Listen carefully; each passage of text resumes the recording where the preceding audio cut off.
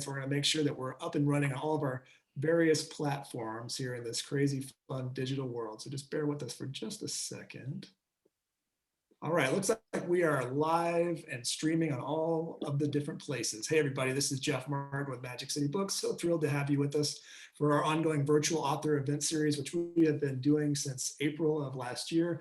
I think we're coming up on our 150th virtual event that we've done in that year, which has been a really great way to stay connected with all of you and have a little bit of a tether to our audience and also reach a lot of new people. There's people who watch from certainly outside of Tulsa and on occasion outside the country.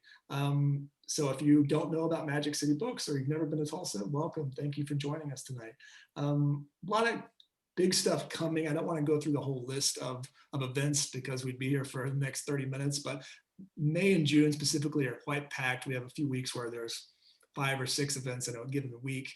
Go to our website, magiccitybooks.com, and you can see that. I will say, just pay special attention to the end of May, early June. We're going to be doing quite a few programs around the centennial of the 1921 Tulsa Race Massacre, which will be happening officially May 31st and June 1st. But we're going to be doing everything from speaking to Don Lemon from CNN about his new book. We'll be speaking with Carol Anderson for a wonderful new book on the Second Amendment and how it relates to the history of racial politics. We'll be talking with Scott Ellsworth, who wrote kind of the very first book about the Tulsa race, how it was actually called the Tulsa Race Riot at that time, called Death in a Promised Land. He has a follow-up book, a lot of different things, a new graphic novel about it. So please pay attention to that. And you can go to our website, magiccitybooks.com. Really excited for tonight's event. I've been a fan of Death, Sex, and Money for, I want to say 6 or 7 years. It seems like it's been on for about that long. And it's one of those podcasts that I kind of stumbled on. You know, my favorite podcasts always end up being the one that, you know, maybe there's one thing you're interested in, and the guest or a person that you're kind of following, and then you kind of fall into that because you're interested in that person. And then you realize there's this kind of treasure trove, and you kind of start listening to all the back episodes, and then you become a diehard fan, which I certainly did do. And when I heard that Anna had a book coming out that was kind of an extension of the mission of the show, I was really excited about that. And of course, you know, just as I mentioned, we've been having a lot of difficult conversations here in our city, and we wanted to use this platform to kind of think about how we have difficult conversations. As it's said in the book, let's talk about hard things. But luckily tonight, I won't be doing the talking. I'll be sitting back and enjoying it with all of you. And I'm always thrilled when we have a guest moderator. And tonight we really have someone special.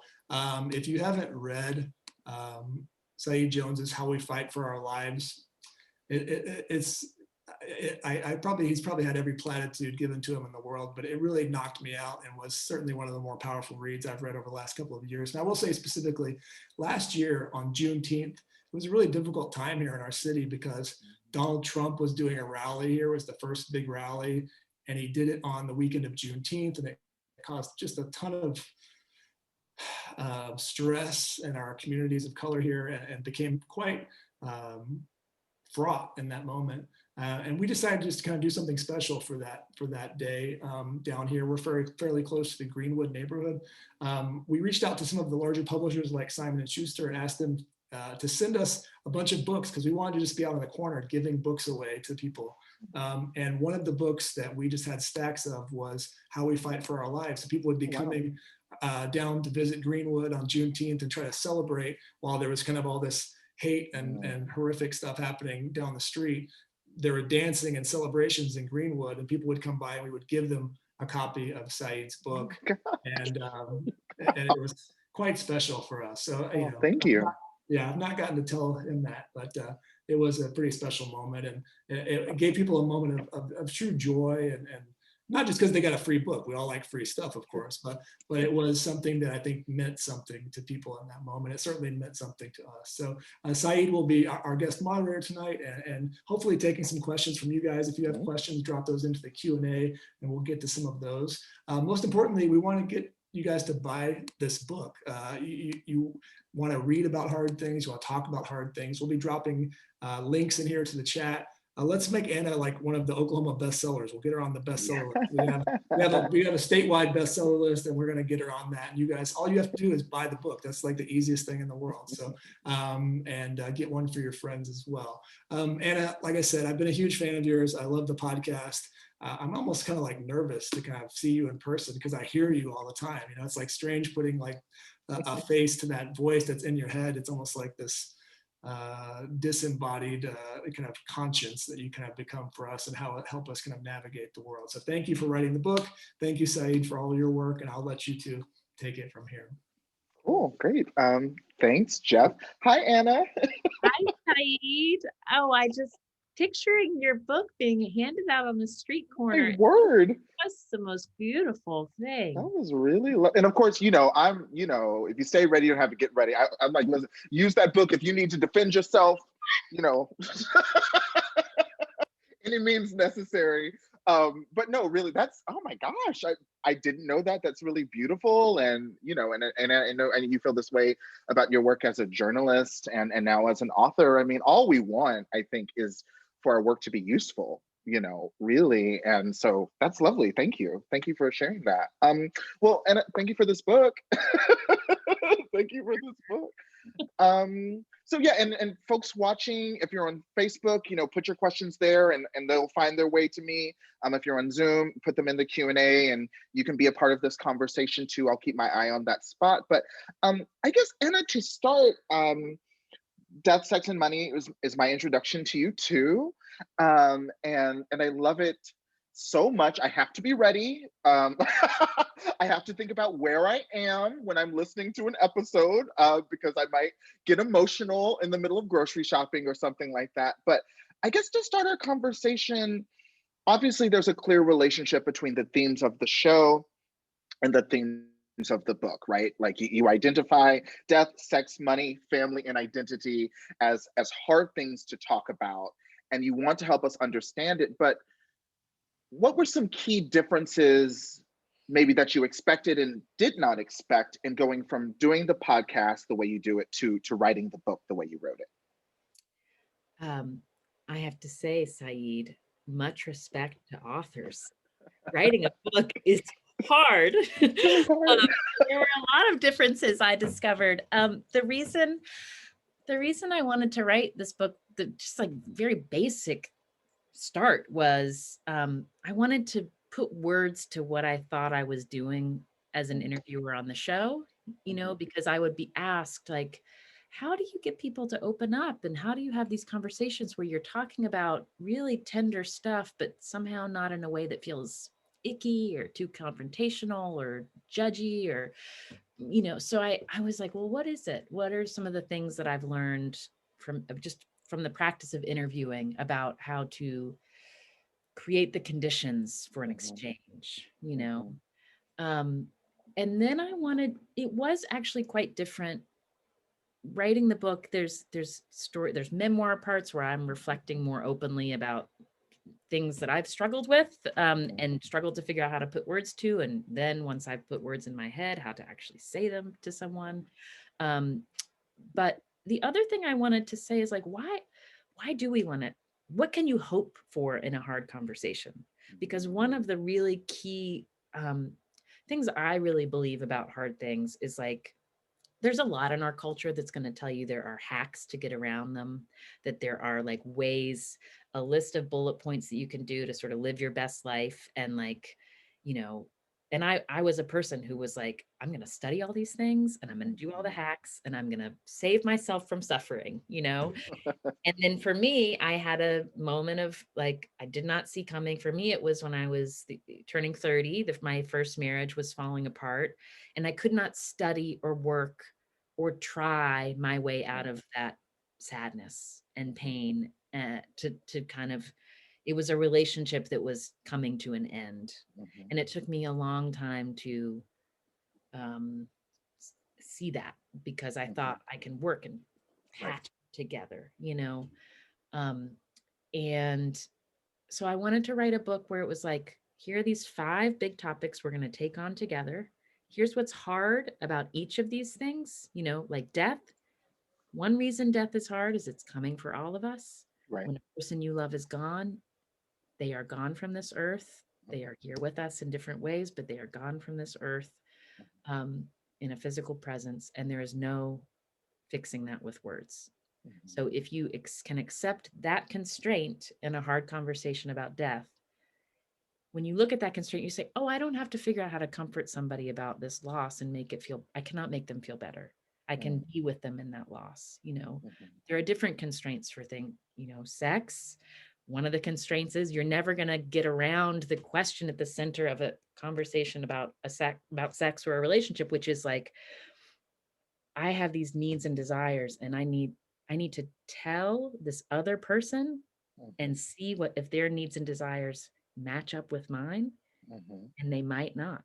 You're never going to get around that sort of risk of rejection or it changing from what it once was, you know. So, but there's things that you can do to then say, okay, this is why this is a scary conversation, because I might be rejected, you know, like just to say that to yourself, you know. And then, but I want to say what I want and see if this person wants it too, you know.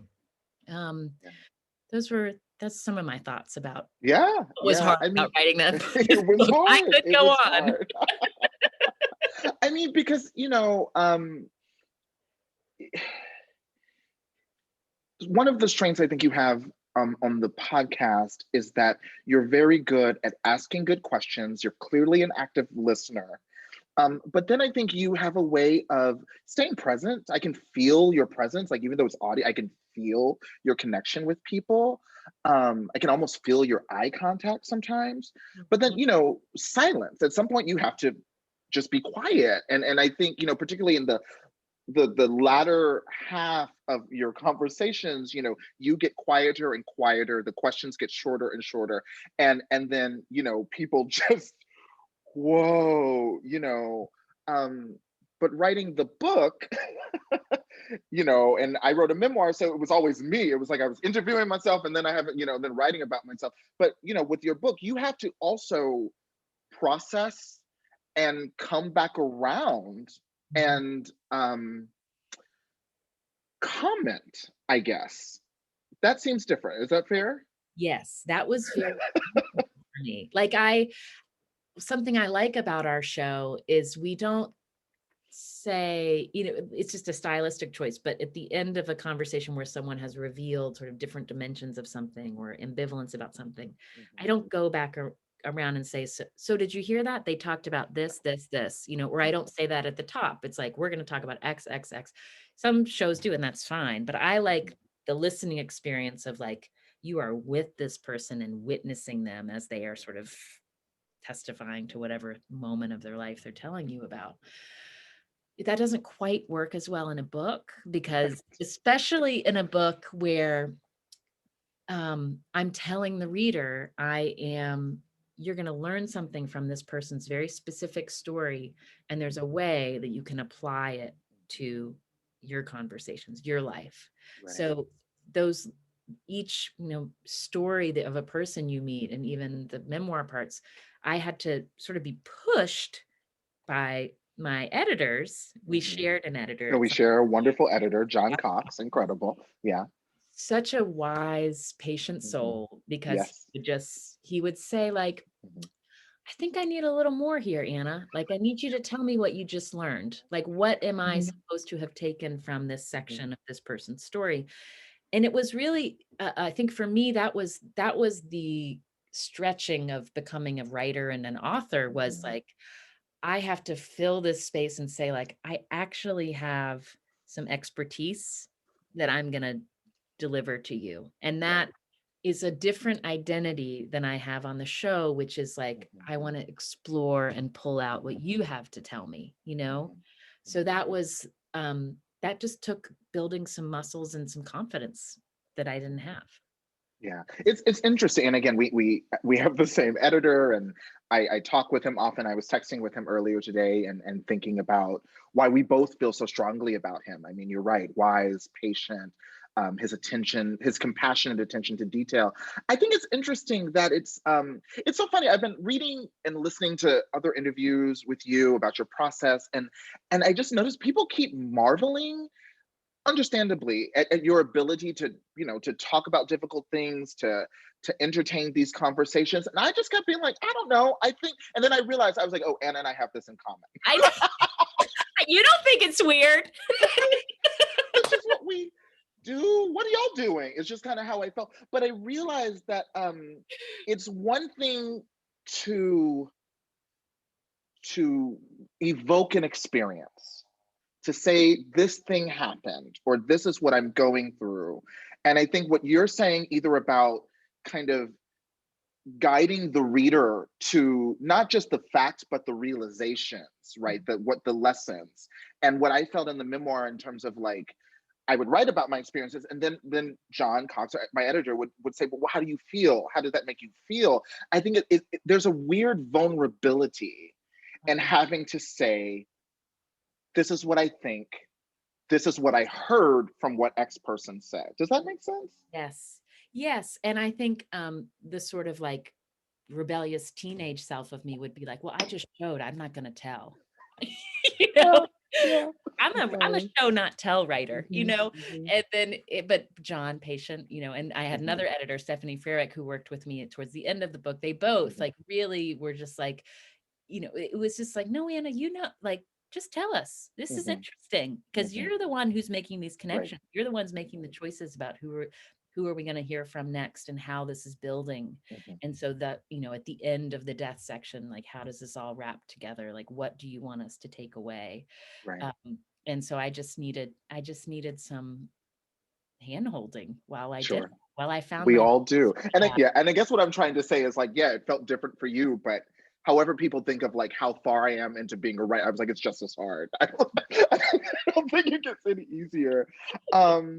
I mean, there's so much I want to get to. One more career thing that I just think is interesting and unique is you mentioned at one point in the book, in the sex section, visiting your OBGYN, and which writing about that period is already something that I guess a lot of people don't do. But again, I was like, of course we'll all write about our doctor's visits. Who amongst us?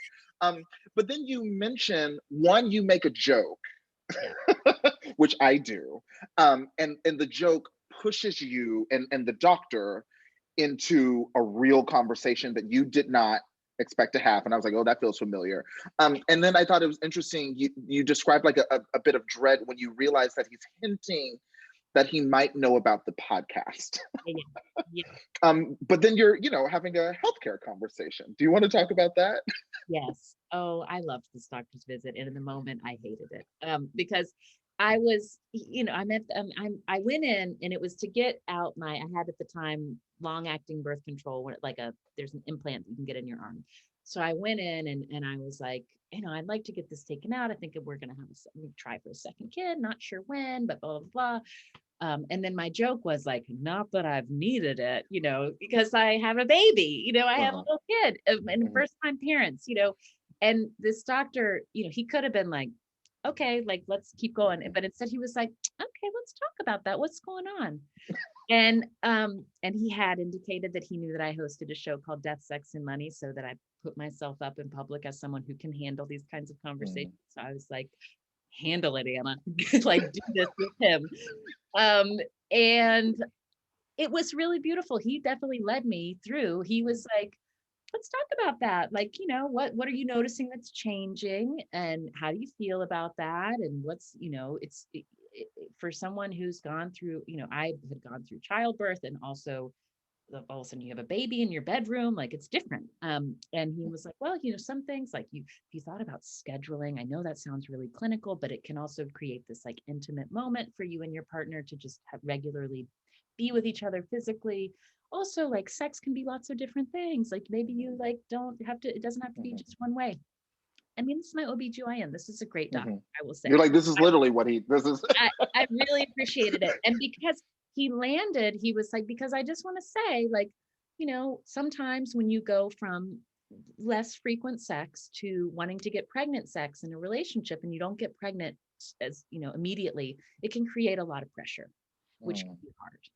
mhm. So if you can start that conversation about just how you're relating to one another physically, and how that's changing, and what you both want and need, at a time when it's less pressure before you're trying to get pregnant, then it might just be easier down the road. And I really loved that conversation. And I did go home. I was like, here's doctor's orders, got to talk to Arthur about this, and we talked about it. And one thing I remember saying to him was like, you talk about skin on skin when you have a new baby, like just yeah, resting their head. yeah, comforting. And I was just like, maybe I'll just like some more skin on skin time with you. Just that would be really comforting. So I was, it was it just gave me a little push to say, let's admit out loud that, even in long-term romantic relationships, what you expect and want from each other and feel like giving each other sexually, that can change. And so it was a good reminder to check in about where we were. I love that. I love that. A real gift, because you pushed through. You didn't run away from the conversation, and neither did he. But it also has me thinking about, as someone who's very public Twitter handle, and I didn't always realize this, but the persona attached to the Twitter handle, which is the ferocity. And as someone who published a memoir 2 years ago titled "How We Fight for Our Lives," which literally is like fire, and wrote a memoir about difficult experiences and literally fighting. Something over, I mean, it's an ongoing project, but something over the last few years, I've really had to become more thoughtful about via therapy and talking to close friends, is that the work we're putting out into the world impacts how people engage us.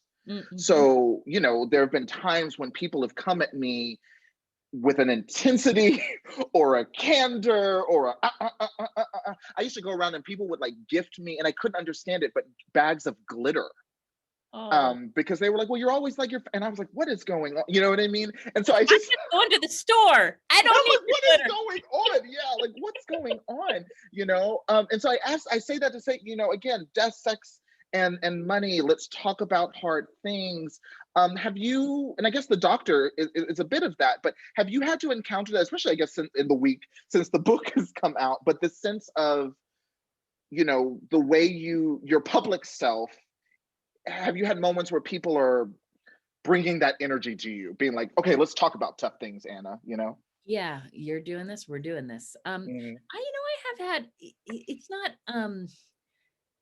I don't do my work in public. So that's one, I don't feel, and then people don't know what I look like most, okay. So I don't feel inundated or that I get my space violated or anything like that. There've been some instances where, people will say, they'll be like, oh, you make death, sex, and money, like I will tell. It's a very common experience. Actually, it's happened, not very common, but it's happened more than 2 times, 3 times, 4 times. Is a woman will say, oh, I lost a pregnancy. Like that's a thing that people will tell me, and I listen to your show, like, and I think that is an interesting loss because it's extra private, even if you were showing, if you lose a pregnancy, most people don't have a funeral. You don't create a community around that grief the same way you do with someone that wasn't a pregnancy loss, with a death that wasn't a pregnancy loss. And so I've had that happen several times, and it's not,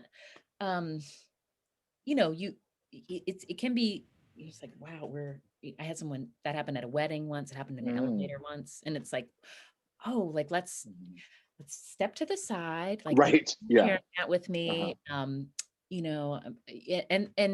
don't talk at length about it, but you just try to meet, because that when they come, when someone has that raw thing that's showing, you meet it, and you try to, you say like, I have tried to say, I'm so sorry. I'm glad that my work, you feel like, has been, helpful in helping you feel like you're not the only person who's gone through that. And then you like exchange information, that sort of thing. But I don't feel, maybe it's not happened enough. I still feel like that's such a privilege, like it's such a like, what a thing that someone is you know, that you are like, we're surrounded by all these people in our lives, and you're someone who they're like, oh, I can tell her what really happened, Right. you know? Yeah. Um, though I did talk to Nadia Boltz-Weber, the Lutheran minister writer, earlier this Mhm. week, and she's like, I'll give you some advice. If you're ever doing a book signing in person, like, just have a getaway car so you don't get cornered by the people who really want to talk at the. I, And I was like, okay, you got to have your boundaries, you know. that's not bad. If I'm trying to think, Ann Patchett, Mhm. when my book was getting ready to come out, she was like, you need to be prepared to say, if you need to say, I hear you, but I like I can't go there right now. Mhm. You Yeah. know, she's like, if you're going to be out talking, particularly, I mean, you know, just like you're having these intense conversations, talking about this book, in some cases night after night, several times a day, and it was so liberating for her to be like, it's okay to say, I can't do this right now. Yeah. Yeah, Well, I and I love think that. all of us, just to for any hard conversation, Hmm. like, to realize that you have permission to do that, like, Hmm. really to honor the potential of a hard conversation. Like, if you are not in that space and Hmm. it's not the right time, Hmm. you are allowed to say, like, I hear you, you'd like to talk about this important Hmm. thing. This is not, I cannot do this with you right now. Like, can we Right, do this at another time or something right. like that? I feel like that's really good advice that I heard from people that I talked to, because you don't want to try to do this hard work. Hmm. It's hard listening and relational work if you're distracted, tired, Right, hangry, you know, right. like, Hmm. you want to Hmm. be present. Yeah, yeah. Well, you know, I decided that the best way I wanted to have this conversation was to both talk about the book, the writing life, the process, and then to hone in. And you were very proactive about this as well. I think we were both thinking of the same thing.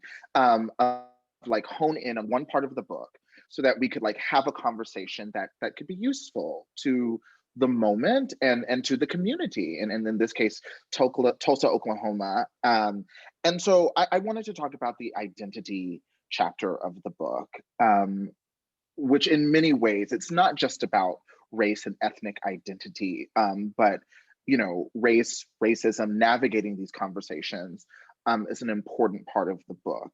And so I guess something that I was interested in how you, I mean, one, I'm always interested in how white people write about Oh my, I was also just interested. I'm like, how are you going to do this, Anna?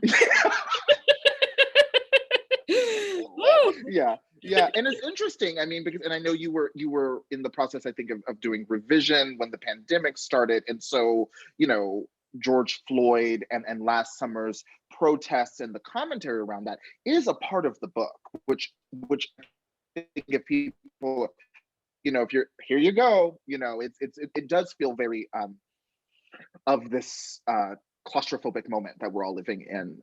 One thing I think you captured well is that the part of the difficulty of talking across identity is that it's both very personal.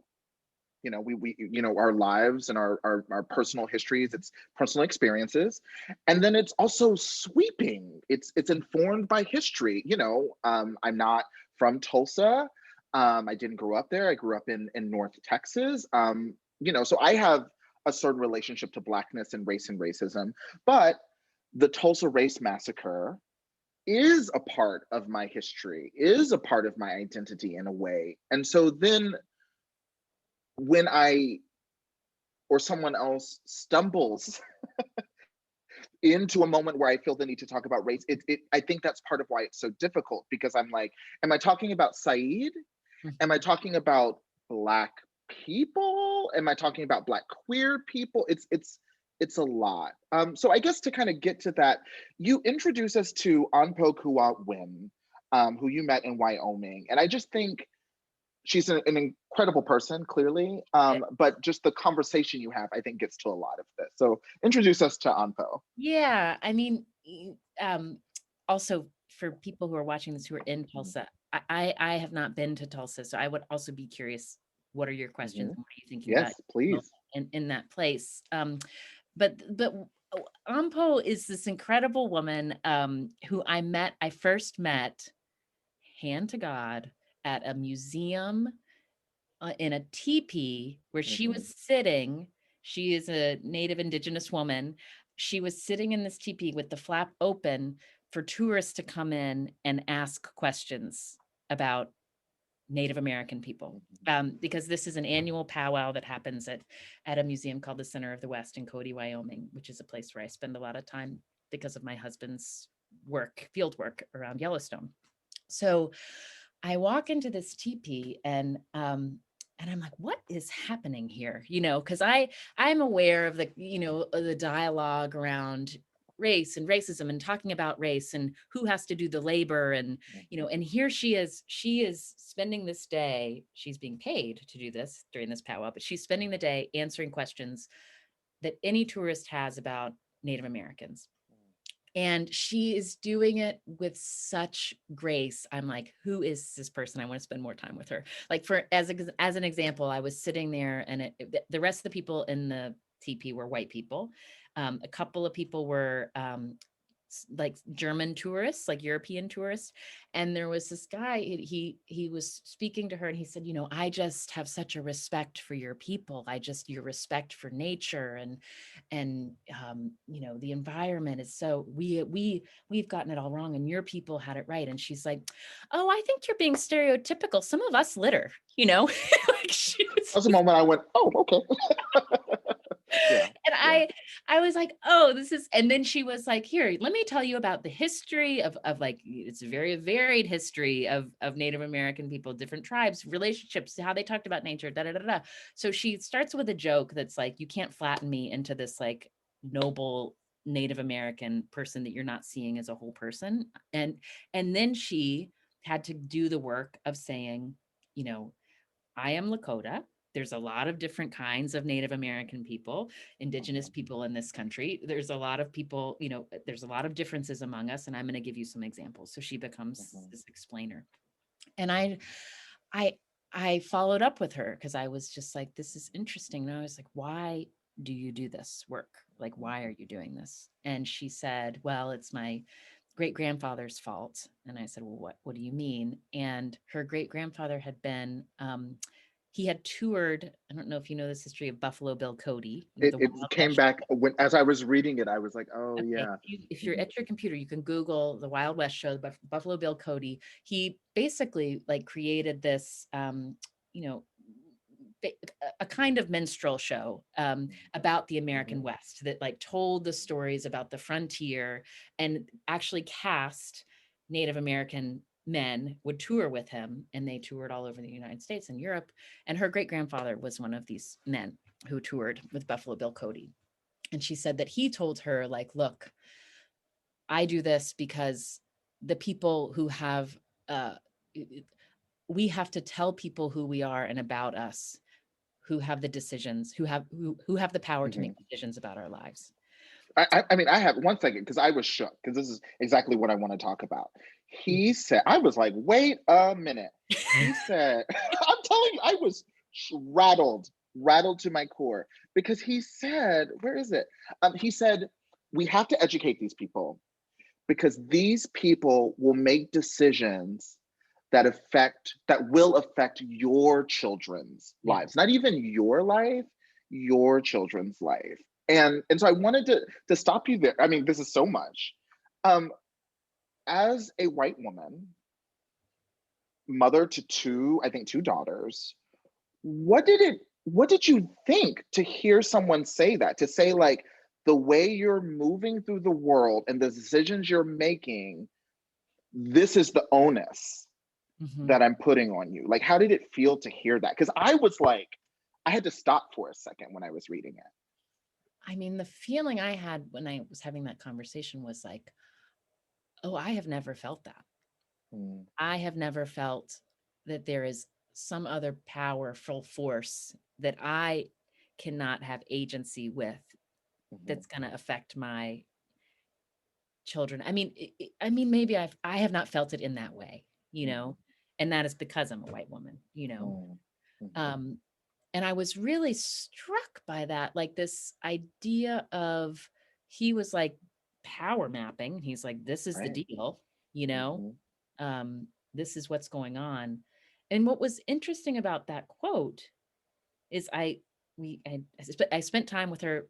We Right. went, she toured me around the Wind River Reservation where she lives, even though she's Lakota, that's Arapaho and Northern Shoshone, but she moved there as a small kid. But when I read that quote back to her, Mhm. in her, like I said, it was Like a interesting. year later. A year later, Mhm. and she heard me sort of saying, what you told me, I get that analysis. He said that he didn't have the power, that the other people had and she was like, hang on a minute. I don't like Mhm. hearing you say that, even though that is what I said. I want to uh, modify that a little bit about what actually power is. And she went on, she sent me a text the next day, and I quoted at length, because she also wanted me to really include in the book, like, that she did not just feel like um, a diminishment because of the role that white people have had over Native American people in America. She also wanted me to acknowledge the great power that she feels in relationship with other Native American people that she doesn't know. Mhm. So I thought that it was basically me saying something back to her that she had said to me, but coming out of my mouth felt Right. wrong or felt Mhm. incomplete. Mhm. And I think that's an important thing to consider in identity conversations, is like, um, there are ways in which me even trying to say a thing back that somebody who is different from me has said is a different thing coming from me, Right. you know, Right. because we Yeah. are where we are positioned in the conversation. And thus, you have to behave differently in a Mhm. conversation about identity when you are a person who is identified with people who have historically had more power, and you were talking to somebody who has been historically marginalized or oppressed. And Yeah. of course, as you say, all these things, it's not just like Yeah. clear. And I think, gosh, there's so much there. I think part of the reason it resonated with me so much is that because she, literally because of her job in some ways, is talking to white people, or talking to non-Indigenous people, but also because she's also supporting her community, which is many tribes, Yeah. right? That's a lot going on that she's navigating, and I think that's how any of us feel, you know. I would never want to feel that I had to speak for all people, all Black people, right? For example. But what I thought was so interesting, and I say all this to get to Tulsa, and to get to the conversations around the 1921 race massacre, is that it wasn't just one conversation. You had this incredible conversation that, quite frankly, I think a lot of white journalists would like pat themselves on the back and like never talk to her again, and they would like go home and write the chapter, and that would be it. Because I mean, it's an incredible conversation, right? But you go back a year later, and I guess I say all that to say, I think in American culture, you know, as we think about these anniversaries, and I think it's so interesting that it's like May 31st through June 1st. So it's both the Tulsa race massacre. It's the anniversary of George Floyd. And I remember, you know, Trump deciding to go to Tulsa on Juneteenth, which, by the way, resulted in Herman Cain's death. All of these things going on, but America has this tendency, both collectively and individually, to think we can handle things in one conversation, Mhm. right? Like one day a year, one weekend a year, let's do something. And then, right? It's literally like something, and it's usually, it feels like a shrug at best, and then move on. Yeah. And then I think, to me, it feels like white people are then baffled as to why it didn't work. And then, Yeah. right, and yeah, and then and people of color, whether you're Native, whether you're a Black person, whether you're Latino, we're like, of course it didn't work, like, you idiot. Like, so I guess, and you talk about this over the course of the book in different iterations. Why is it so important for us to talk about things not just once, but different times, different contexts, even though it's very difficult. I mean, many of us would be like, once is enough, thank you. That was really hard, you know? Yeah. I mean, um, there's a quote in the beginning of the identity chapter that I just find myself repeating to myself in hard conversations that I'm trying to have, or in kind of like it's a really good objective for any hard conversation, and in particular around identity, race, and racism in America. It's this woman, Karina Montag. I met her out here in the East Bay. Her work is, she's a therapist, and she also runs workshops about restorative justice and anti-racism workshops. And she told me, we were just having coffee once, getting to know each other. I was like, tell me about your work. And she said, you know, I start my groups and I say, expect and accept a lack of closure. Like, this is the work. We are not here to learn how to be good people and split. You know, like, that is not what is going to happen. We are going to churn up stuff, and that churning, and you go forth with that churned up. You know, there's no sort of patting it down and just being finished. Um, and I really love that, because it's like, it's a reminder that if you feel that feeling where you're like, oh, like, you're actually doing it right, even though it doesn't feel that way. Particularly, I'll speak for white people. You want to be like, I feel that feeling. How do I push that back down so I feel comfortable again? Like, that feeling of unsettledness and discomfort means you're doing it. And to try to sort of welcome in that feeling. Just back to Ampo for a minute, there's a moment where, you know, I think for white people, we're often looking for, like, how do I signal that, like, I'm doing the work, you know, like, that I'm reading the things, and I'm like, and there's a moment that really sticks with me, where we, on the Wind River Reservation in Wyoming, there's a gravesite for Sacagawea, one of several different grave sites. There's a couple different places, but there's a memorial for her there, and it's incredible. There's a statue. There's, you know, it's part of a larger graveyard. But so we went to look. She drove me there, and I said, now, you know, like, actually, I'm related to Meriwether Lewis. He's kin to me, and, you know, on the one hand, I have complicated feelings about that, because he was this explorer who, you know, this naturalist is very important in American history, and also his family enslaved people, and also opened up the West for white settlement. I have complicated feelings about this, and I was like, kind of doing that thing of like, Yeah, I know you're checking the related. boxes, right, And right.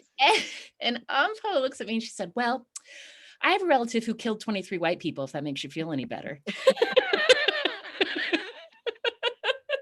Know her, a I legend, was just an like, icon. okay, okay, like, yeah, I'm not gonna say a thing that's gonna make this, like, the thing that I write in the book is like, it was clear, like, we are on different sides of this history. Our family histories are on different sides of this history. And she was making me sort of like, ugh, like, it doesn't make me feel better that she has a relative who killed 23 white people, you know, like, just that joke I thought was so, it was just like, yeah, this is the history, you know, this is the history. Yeah, And let's look at it. it's so vital, and I think, and it's not just her. I mean, we encounter just incredible people with incredible stories and lessons throughout the book. But what I noticed, the people I was responding to the most were people who were really able to talk about the importance of having a clear objective, that you have to know, really know, what the hell you want out of these conversations. And I think if people are, you know, particularly in Tulsa, and it should not just be people in Tulsa, thinking about the anniversary of this massacre, that in both is an absurd spectacle and also a very common American spectacle, I think it's important for all of us to think about what is our objective for these conversations, for these events, for these nights at the theater, or, you know, cultural things we go to. What are you hoping to get out of it? And I think, you know, that's the objective. It's like you need to know that for yourself. And I love that Ampo goes, that kind of has nothing to do with like whatever you're going through, Anna, right now, like with your anxiety about your ancestors, like actually it's none of my business. You know, because I just think the people in the book who seem to be able to get further down the road, further into the conversation, they have that clarity.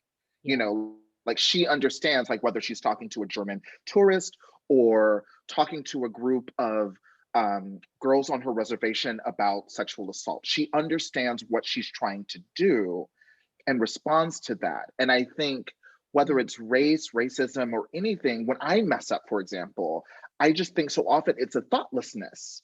We stumble into these something, and I'd say this is very me. It's just like a thought pops up in my mind, and I go, oh, and let me text somebody about it.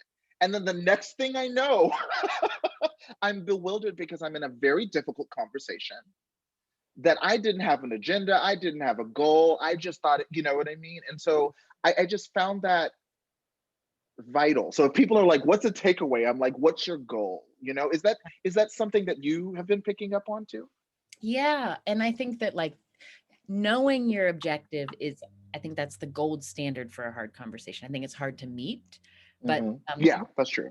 One like very clear difference of an objective, I think is like that I talk about in the identity chapter is like, when I'm talking to this person about this thing, I want to understand where they're coming from and really listen and call them in, or I need to speak truth to power and I need them to just hear it and not be as invested in the reception, you know?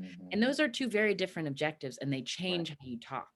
And you can have very different, you can be the same person who walks through the world sometimes with this objective with this person and this objective with this person. And I think that that's like, I guess sometimes, you know, something I sort of think about sometimes is like, if I'm not, am I being called to like speak truth to power all the time? You know, and if I'm not, am I being overly accommodating? Am I doing something? Am I just avoiding and trying to keep things going along and being, you know, in a way that's somehow unprincipled? And I think no, because I think that sometimes, depending on what your relationship is with person A, if you're like, I see this is a relationship that I want to pull them in and we're going to do this together. And I want to keep doing this work with them. And I know if I say something in a way that maybe they're not ready to hear, it's going to shut down that interaction. And there's something else. There's something there's something here that's worth more investment. Maybe it's that they're your uncle and you need to just talk about sports, you know, and you can't do this thing about who you voted for at this Christmas dinner because you're just going to talk about sports and figure out this other way to relate about, you know, or maybe it's somebody who you like, you know, maybe it's somebody you're in political coalition with who, you know, you have a lot of differences, but you've got this one thing that you're going to work together on. How do you keep focused on that one thing and not get sidetracked by all the things you disagree with beyond that, you know? But there are other conversations where it's like, no, I need you to hear this. Right. And I'm saying it in a way that is honoring. I need to say it this way to respect myself.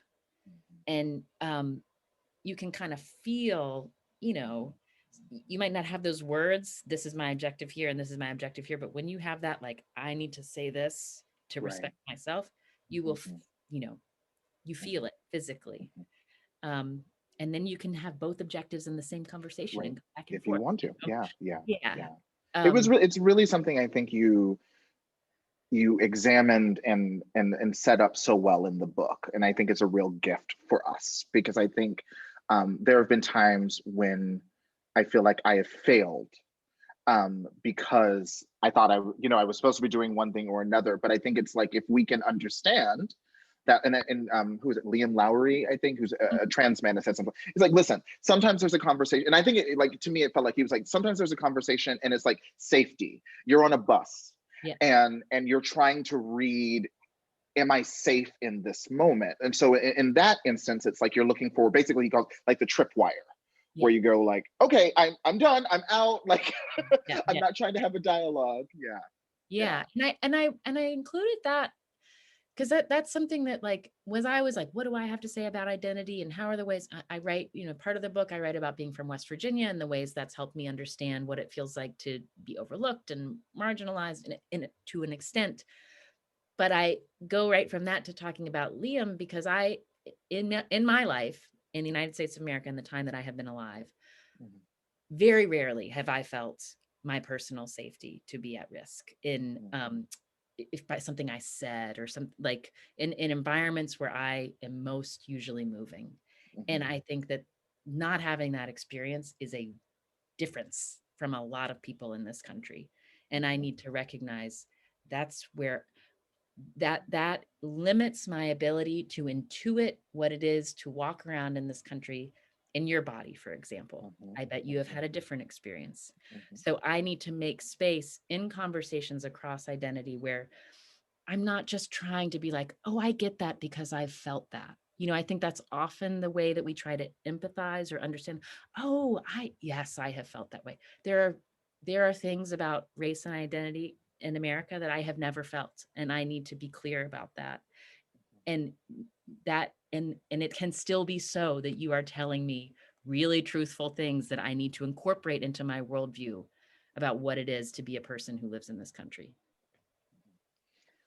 We're heading towards the finish line. So if you have some questions, and I'm going to take a quick look to make sure I haven't. But if you have questions, go ahead and put them in the chat. Otherwise, obviously, Anna and I could just vibe for probably forever, or until either my dog or your children intervene. Um, one of the miracles I think of your book and what you've accomplished is that it's difficult to write, period, right? I think it's difficult to write a book, period. It's even more difficult to write a book about difficult experiences and conversations in a way that isn't just good, but useful. And then you did that, and so I want to acknowledge that you did that, and I'm so grateful for it. Like, this is a book I know I'm going to keep going back to. For people who are wondering, how do I know when it's worth all the work to write a book? How do I know? I mean, you have a successful podcast, you're a journalist. Yeah. You could have just been doing that, forever. How do we know when it's worth it to take that leap?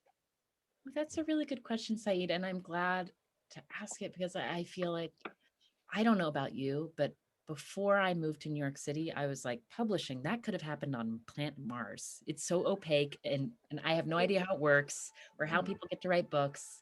And I still don't totally know. But somehow this happened.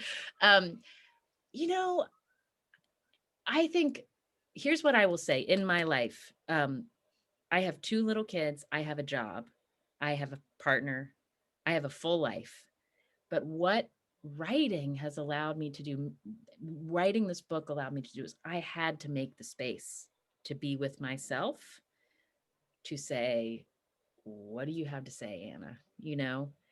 And um, it's, and that is like, to have been made to make that space when I could have just, you know, done the things and not paused and said, what do you think about all this? And where is this useful? And how, like, how do you want to try to like have something to say in this moment in America where it feels like we are less able and also Right. more responsible for dealing with these hard things on a one-on-one in our interpersonal relationships? Like, how can you be part of that work of just helping us learn how to communicate and live together? Like, um, being forced writing makes you do that, and it, so it's whether it's you have a book idea and you're like, I've got to get this out of my body because it's in here and I just got to make the time, or if it's saying like, I just am going to sit at my keyboard for 3 hours on a Saturday morning because I want to honor like what I have to say that otherwise I'm not going to notice, too busy, I love that. Yeah. like, Hmm. I think that's a reason to try to write, and it doesn't have to be a book. It can be however the writing comes out, you know. Mhm. I'm curious for you when you know, oh, this is prose and this is poetry. Like knowing when you feel that, you People know, are always asking me I that. bet. First of all, I love that answer because I think you know, writing and publishing are different things, and you know, I think there is always value. Energy cannot be created nor destroyed. So I think if we do something we care about and it pushes us and it requires a little bit more than we would have otherwise given, like you're saying, I think that's valuable, right? I think we are a more human version of ourselves as a result of that experience, no matter what happens next, and that's worthwhile. Um, for your question, how do I decide?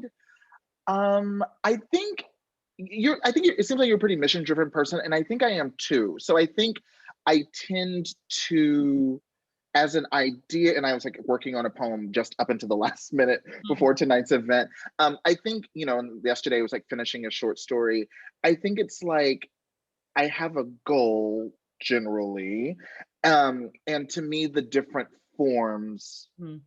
help me with the goal, you know, and it's, you know, it can be different things, but I think you know, like with poetry, like for me, a poem, it's like you're using music, essentially sound and image to I think get us somewhere. You know what I mean? And maybe it's an argument, maybe it's an idea, but I think it's like, you know, almost like kind of creating a spell. And it's Mm. maybe not going to be so obvious as like an article or an essay, but I think hopefully when you read one of my poems or you hear me read them, by the end you're like, oh, I feel something. Uh, Something happened, you know what I mean? Whereas maybe if I want to write an essay, it feels more important that I lay out, you know, exactly the argument. So yeah. I love this. A spell.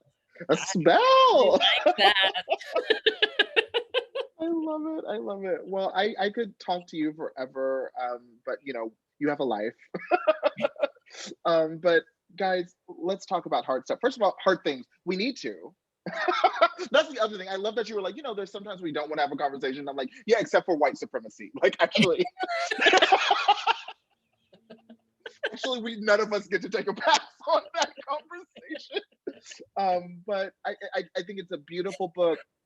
It's a generous book, and I think it really, I think it will help us. And I think, you know, there are things I know well, and even with those subjects like grief, for example, the way you wrote about the process of acknowledging grief, I was like, that is very helpful to me, you know. So thank you, and I hope all of you read it and it's helpful to all of you. Thank you, Magic City Books. Thank you, Anna. Thank you, Saeed. What a joy to All right, do this together. Thank this you. was great. I hope I get to see you soon. Yes, me too. Bye, All Caesar. right. Okay. But yeah, but Caesar's chilling. Bye, everyone. Be safe.